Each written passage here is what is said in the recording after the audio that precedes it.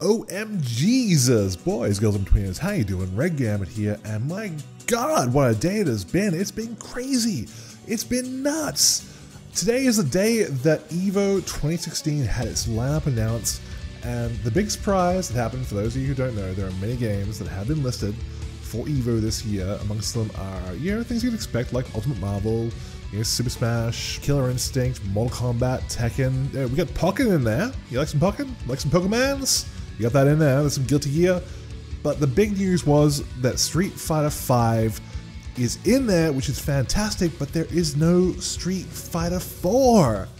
So this has already led the internet to just go fucking nuts with explanations, or just theories, or anything that would basically explain why this could be the case. And already has a lot of people speculating about whether this is a sign that Ultra Street Fighter 4 is pretty much, for lack of a better term, dead. This line of thought is very interesting, and it does have some credibility to it. When you go back and look at the history of EVO, Street Fighter 3 last appeared at EVO 2009, where it actually did overlap with the first appearance of Street Fighter 4. That said, Marvel 2 was dropped in 2011 in favor of Marvel 3, and other titles like Tekken 6 were dropped straight away in favor of Tekken Tag 2 in 2012. Okay, you say, that's interesting and all, but let's look a little bit deeper at why this could actually be the case. Why people might be saying that Street Fighter 4 is dead, and more importantly, why it might actually, sadly, be true. Well, first and foremost, let's look at the big answer. Let's look at the elephant in the room that no one wants to talk about. Let's talk about esports. Now, while other genres of esport, like your League of Legends, or your CSGO, or your Hearthstone even, have taken off pretty largely in the last few years, the FGC, the fighting game community, have very much fought tooth and nail against the concept of esports. We've always considered EVO to be something of a grassroots movement, something that was brought up from the ground by the people who love the games and helped create this amazing, fantastic event, and that is absolutely true. You've got those magic moments like EVO Moment 37 that everyone knows with Daigo's parries and things like that, and it's been so fantastic over the years, and it's been going on for much longer than most other established esports have. That said, unfortunately, the FGC does not own EVO anymore. It doesn't even own the very concept of esports. It never did to begin with. But the people who do own it are your big companies, there are your publishers, there are your Xboxes, your Microsofts, your Sonys, and those kind of things. And unfortunately, Ultra Street Fighter 4 is not in either Sony or Capcom's best interest to have as a major showcase game anymore. It just isn't. For those of you who don't know, it wasn't that long ago, and it still may be the case, we don't know, they haven't actually published any financial papers to indicate it may not be, but it wasn't that long ago that Capcom was not doing very well for themselves. In around 2013-2014, they stated that they only had about $30 million in liquid assets left, which for a company the size of Capcom is not a great place to be.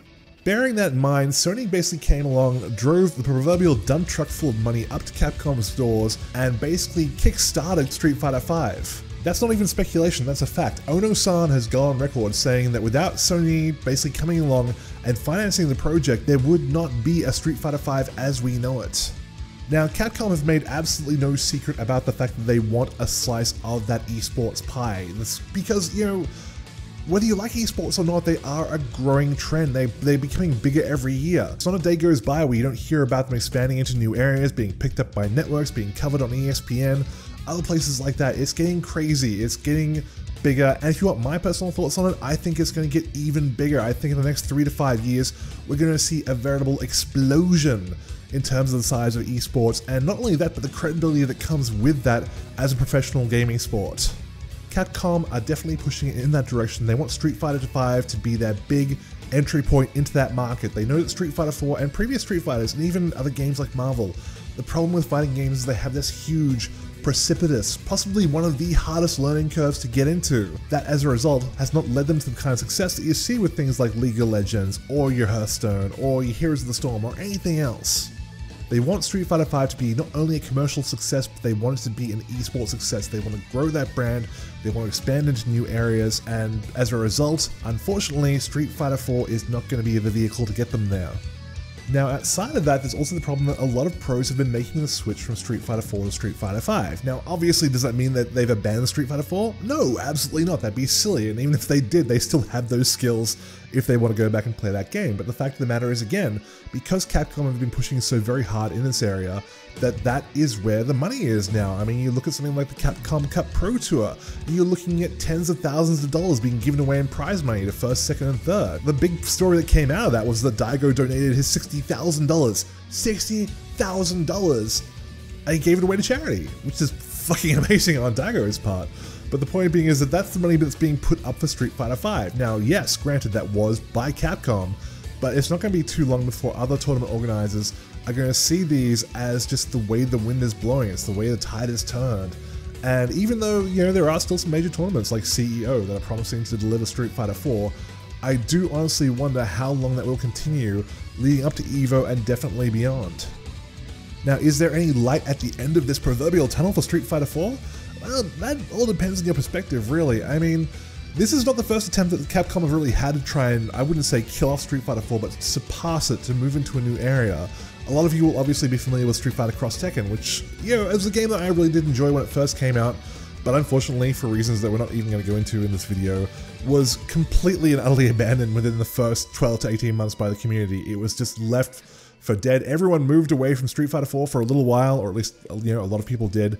They tried out Street Fighter Cross Tekken. They decided that you know, if you want to put aside the DLC controversy and the gem system and things like that, that just, at the end of the day, the gameplay wasn't there. It just wasn't that exciting. Matches dragged out too long. And even after it got patched for the 2012 version, they still ran into timeouts way too often.